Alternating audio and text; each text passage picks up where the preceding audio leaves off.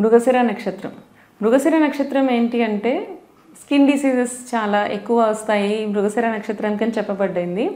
So దీనికి allergies కూడా వీళ్ళకి ఎక్కువ ఉంటాయి అని చెప్పి, ఎలర్జిక్ డిజార్డర్స్ కూడా ఎక్కువ వస్తాయి అని చెప్పి చెప్పారనమాట. యాజ్ పర్ జ్యోతిష్ శాస్త్రం ప్రకారం వీళ్ళకి అత్తిపత్తి చెట్టు అంటే టచ్ మీ నాట్ ప్లాంట్, దీన్ని వీళ్ళకి సింబాలిక్గా చెప్తారు.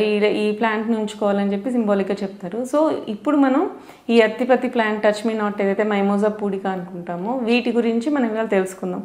సో దీంట్లో ఏంటి అంటే high antibacterial and anti inflammatory properties ఉంటాయి.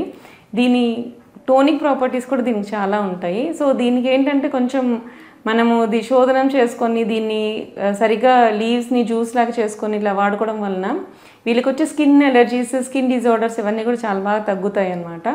సో వీళ్ళకి ముందుగానే దీన్ని కొంచెం పసుపు వాటర్ వేసుకొని ఈ లీవ్ జ్యూస్ కొంచెం తాగుతూ ఉంటే కొంచెం బెనిఫిట్స్ అనేది ఉంటాయి.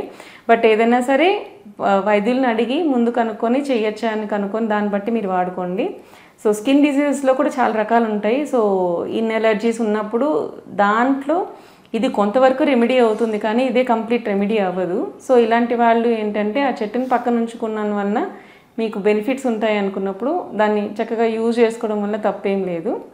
సో ఈ మృగశిర నక్షత్రం వాళ్ళకి అత్తిపత్తి చెట్టు గురించి చెప్పబడింది. సో ఈ ప్రయోజనాలు ఉంటాయి కాబట్టి దీన్ని పక్కన పెంచుకోవడం వల్ల తప్పు ఉండకపోవచ్చు అని చెప్పి అనుకుంటున్నాను.